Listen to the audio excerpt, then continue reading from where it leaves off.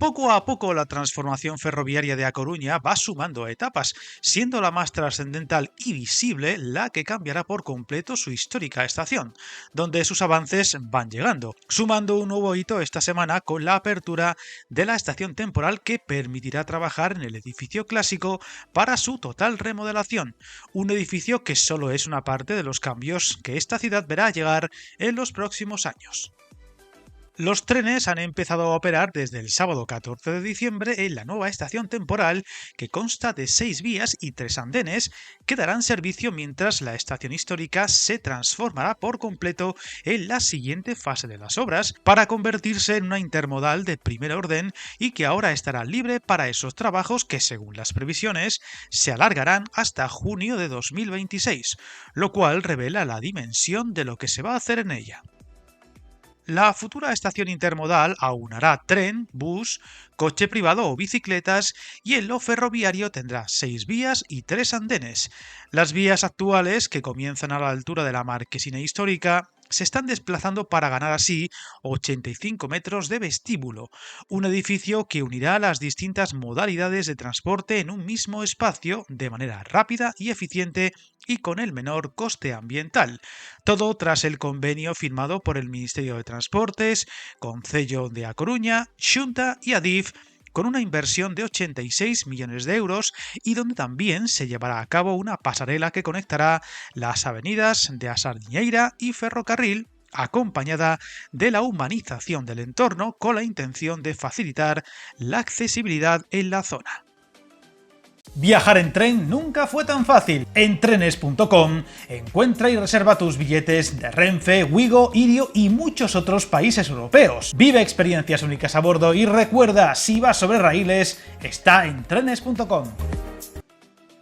Aparte de la modernización de la actual estación, habrá un nuevo edificio con servicios como cafetería, atención al viajero o venta de billetes y una nueva sala de embarque en la confluencia de la zona de vías y el vestíbulo, donde se ubicarán locales comerciales y de restauración, controles de acceso o una sala de autoridades, actuándose sobre la planta baja del edificio neorrománico de la estación, que se conservará de la mejor manera posible, siendo una de las estaciones más especiales de España, rehabilitándose por completo la zona donde está actualmente la comisaría o la cafetería. A nivel de vías se funcionará con el mismo sistema de 6 vías, pero con andenes más grandes, de 8 metros de ancho y unos 160 de largo.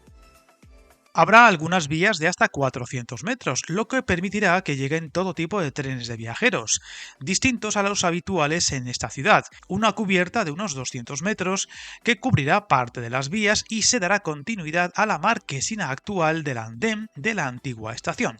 Además, se va a concentrar al personal de la estación en un edificio administrativo de 3 plantas. También se construirá una pasarela para una mejor comunicación con el resto de la ciudad, sin olvidar del aparcamiento, que comenzará a funcionar en enero de 2025 de hasta 500 plazas en total, de las que se habilitarán inicialmente un centenar. La rampa de acceso será por la planta baja del edificio de la intermodal, donde estarán los autobuses, y la salida enlazaría con la avenida del ferrocarril.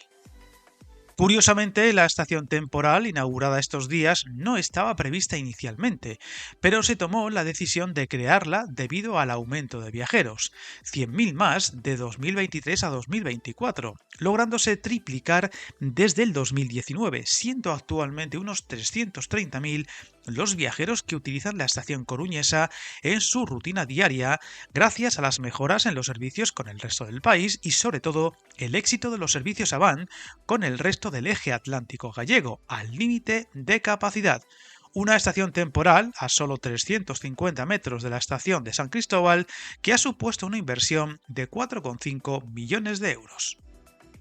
No podemos dejarnos los trabajos del túnel principal de los Tres, que supondrá el nuevo acceso al puerto exterior de la ciudad, cuya excavación superaba esta semana el 50% de los 3,7 kilómetros de los que constarán, un hito muy relevante del que será el nuevo acceso ferroviario al llamado puerto de Langosteira y donde el túnel es la obra más compleja y relevante. Una ciudad que, como le ocurre en general a Galicia, pide mucho más tren y avances en sus comunicaciones sobre raíles, donde hace poco informamos en otro vídeo de los trabajos en Vigo o de mejoras en varios puntos de su red, que poco a poco se hacen visibles de forma importante, pero que sigue reclamando mucho más de lo que ya tiene y que ojalá vaya llegando.